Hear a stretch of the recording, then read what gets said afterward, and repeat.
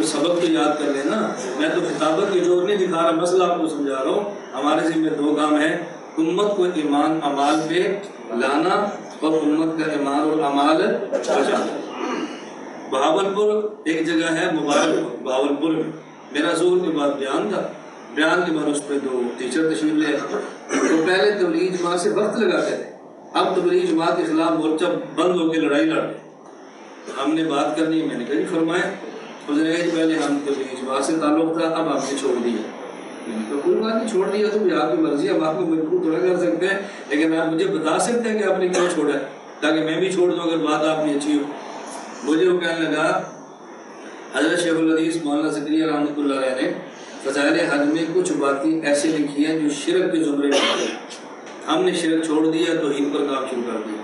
میں نے کہا کہ مجھے بھی سمجھا دیں وہ کون سا شرک ہے. اب اس نے ایک واقعہ سنایا. حضرت شیخ الحدیث مولانا زکریا رحمۃ اللہ علیہ فضائل حج میں لکھتے ہیں کہ ایک شخص حج کے لیے جا رہا تھا, وہ جنگل سے گزرا, جنگل سے. اب رستے میں مسافر تھا, بیمار ہو گیا, نہ علاج کے لیے دوا نہ علاج کے لیے طبیب. اس نے اللہ تعالیٰ سے دعا مانگی کہ اللہ میرے علاج کا انتظام فرما دے. ایک شخص آیا, اس نے آ کر علاج کیا, اور اس نے اس بندے سے کہا کہ میں پوچھا بھی تو کون ہے. اس نے کہا جی میں فلاں ولی ہوں جو مر گیا تھا اور مجھے خدا نے بھیجا تیرا علاج کرانے کے لیے. مجھے اس نے کہا جی قیامت سے پہلے کسی بندے کا زندہ ہو کے دنیا میں آنا یہ تو کفر ہے عقیدہ, یہ تو شرک ہے. حضرت شیخ نے کفر لکھا, ہم نے خیر بات کہہ دی. میں نے کہا چلو ٹھیک ہے. اب میں بتاتا ہوں, اگر یہ کفر قرآن میں ہو تو پھر یہ جس کو تو کفر کہہ رہا نا, اگر یہ قرآن کریم میں ہو تو قرآن بھی چھوڑ دے گا. اس نے کہا قرآن میں ہے. میں نے کہا ہے, یہ تو بات کی بات ہے نا, اگر یہ قرآن میں ہو تو قرآن چھوڑ دے گا. اب یہ تو کہہ رہا مشکل تو نہیں چھوڑ دوں گا. مجھے کہتے آپ بتائیں. میں نے کہا چلے میں ایسے پڑھتا ہوں, تو گنتے جانا. بنی اسرائیل میں ایک بندہ قتل ہو گیا, پہلے بارے میں قاتل ملتا نہیں تھا. بنی اسرائیل کے لوگ موسیٰ علیہ السلام کے پاس گئے, یا موسیٰ ادع لنا ربک, اے موسیٰ اللہ سے پوچھ دو کہ ہمارا قاتل کون ہے, ہم بڑے پریشان ہیں. موسیٰ علیہ السلام نے اللہ سے پوچھا, اللہ پاک نے وحی بھیج دی اور فرما دیا موسیٰ علیہ السلام انہیں کو گائے ذبح کرو. میں شارٹ کٹ قصہ سنا رہا ہوں, پورا واقعہ نہیں سنا رہا. گائے ذبح کرو اور ذبح شدہ گائے کا ٹکڑا اس مقتول کے ساتھ لگاؤ, یہ مقتول خود بتائے گا میرا قاتل کون ہے. انہوں نے گائے کو ذبح کیا, ذبح شدہ گائے کے گوشت کا ٹکڑا لیا, میت کے ساتھ لگایا, وہ زندہ ہو گیا. اس نے بتایا میرا فلاں قاتل ہے. میں نے کہا لو قیامت سے پہلے آ گیا نا, اب کیا تو یہ کفر ہے. قرآن کریم کا پہلا پارہ تو چھوڑ دو, اس میں تو کفر آ گیا نا, اس کو چھوڑ دو. دوسرے پارے میں ہے الم تر الی الذین خرجوا من دیارہم وهم الوف, الوف الف کی جمع ہے, الف ہزار کو کہتے ہیں. وهم الوف حذر الموت, ہزاروں کی تعداد میں لوگ تھے. فقال لهم اللہ موتوا, اللہ نے فرمایا کہ مر جاؤ. ثم احیاهم, پھر اللہ نے زندہ کر دیا. میں نے شیخ نے جو ایک کی بات کی ہے نا, دوسرے بارے میں ہزاروں کی بات کی ہے. اگر ایک کا قیامت سے پہلا آنا کفر ہے تو ہزاروں کا آنا تو بہت بڑا کفر ہوگا نا. تو فضائل چھوڑ دو دوسرا پارہ میں. میں نے کہا چلے میں تیسرا پارہ پڑھتا ہوں. او کالذی مر علی قریۃ وہی خاویۃ علی عروشها, کوئی ولی تھے یا حضرت عزیر علیہ السلام دونوں روایتیں ہیں. عزیر علیہ السلام جا رہے تھے, تباہ شدہ بستی پڑی تھی. پوچھا اللہ اس بستی کو تو دوبارہ کیسے زندہ کرے.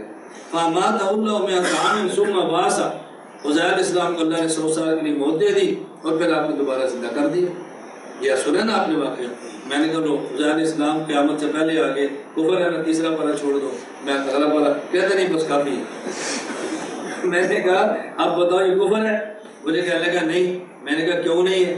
کہتا یہ تو نبی کا معجزہ ہے. میں نے کہا ولی کی وہ ولی کی کرامت ہے. جس طرح نبی کا معجزہ کفر نہیں ہوتا تو ولی کی کرامت بھی کفر نہیں ہوتا. ہم نبی کا معجزہ بھی مانتے ہیں, ولی کی کرامت بھی مانتے ہیں. میں نے کہا ایک اور بات بتائیں.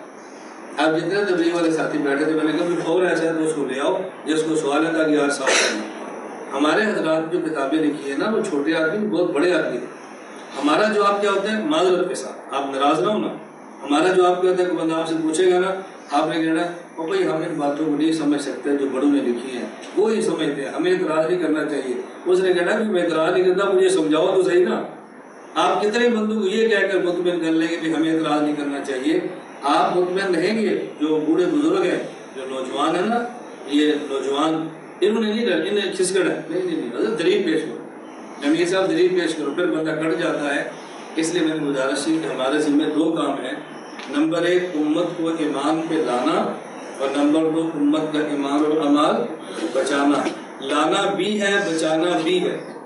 لانے والی محنت فضائل والی ہے، اور بچانے والی محنت پوری دنیا میں تبلیغی جماعت محنت کرتی ہے لانے والی، اور ہم محنت کرتے ہیں بچانے والے۔ اور عالمی سطح پہ لانے والی محنت کا آغاز جنہوں نے کیا ہے ان کا نام ہے حضرت مولانا محمد الیاس دہلوی رحمۃ اللہ علیہ، اور جن نے بچانے والا کام دنیا میں شروع کیا ہے اس کا نام حضرت مولانا نہیں لیکن محمد الیاس ضرور ہے۔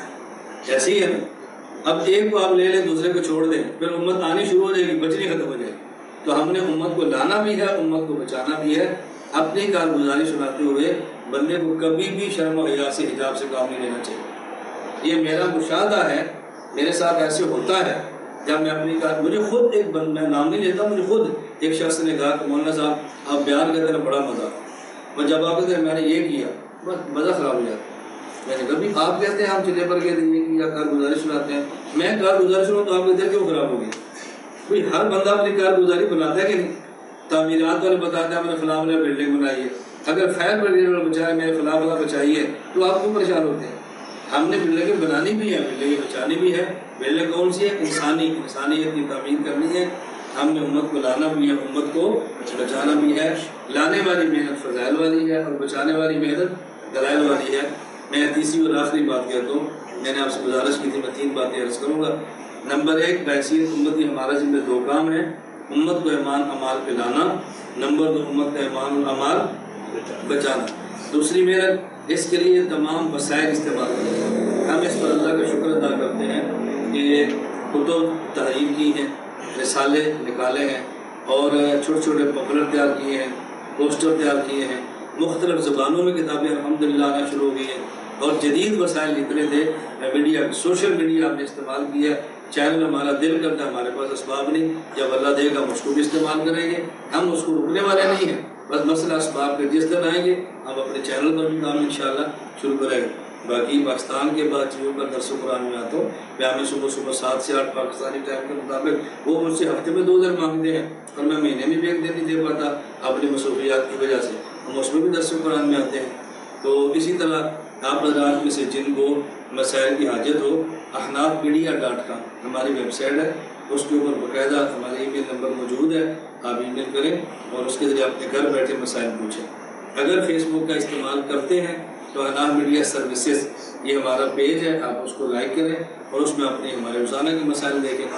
تو تیسری میں نے وہی گزارش آپ سے کی ہے، وسائل کا استعمال، اور جو لوگ اس عنوان پہ کام کرتے ہیں ہمارا حق بنتا ہے کہ ان کے ساتھ آدمی ان کے لیے دعائیں کرے، حفاظت کے لیے، قبولیت کے لیے، شرور و فتنوں سے بچنے کے لیے، اور جس حد تک ممکن ہو۔ میں یہ بات کہتے اس لیے ڈرتا ہوں کہ آپ کا ذہن نہ بنے کہ مولانا صاحب فنڈ کی اپیل کرتے ہیں، اس لیے میں بات کہنے سے ڈرتا ہوں۔ اتنا کہتا ضرور ہوں کہ جو یہ کام کریں ان کے ساتھ جانی اور مالی آپ سپورٹ کریں، تعاون کریں، ان کو اپنے پاؤں پہ کھڑا کریں۔ اس کا ہرگز یہ معنی نہیں، میں رات بھی بیان میں کہا تھا، ہمیں ڈر ایسا لگتا ہے کہ اپنے گھنٹے ڈیڑھ کے علمی بیان پر پانی پھیر دیں اور لوگ سمجھیں کہ شاید ہمیں نے فنڈ کے لیے جمع کیا ہے۔ اب وہ اللہ ہوا ہرگز فنڈ کے لیے جمع نہیں کیا، محض آپ کو مسلک، عقیدہ اور اپنی گفتگو سمجھانے کے لیے جمع کیا ہے۔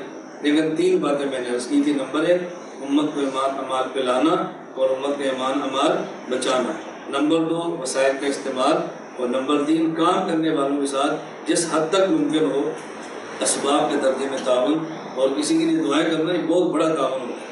میں ابھی مدینہ منورہ میں تھا، ایک ساتھی مجھے ملا اور اس کی دعا سن کر اللہ دعا ہے کہ میرے آنسو نہیں کرے۔ مجھے لگا کہ مولانا صاحب میں رات 2 بجے آپ کا بیان سن رہا تھا تو صبح ہی آپ سے ملاقات ہوگی، تو میں آپ کی 2 دعائیں کرتا ہوں، ایک تو اللہ آپ کی حفاظت فرمائے، اور دوسرا آپ سے کام آپ کی صلاحیت کے مطابق نہیں، اللہ اپنی شان کے مطابق لے۔ ایسی میری دعا ہے۔ ہماری صلاحیت تو ہے ہی کوئی نہیں نا، جب چاہے ختم ہو جائے، اور اللہ کی شان تو کبھی ختم نہیں ہوتی۔ میں نے صلاحیت کے مطابق نہیں، اللہ شان کے مطابق لے لے۔ اللہ مجھے اور آپ سب کو قبولیت عطا فرمائے۔ وآخر دعوانا الحمدللہ رب العالمین۔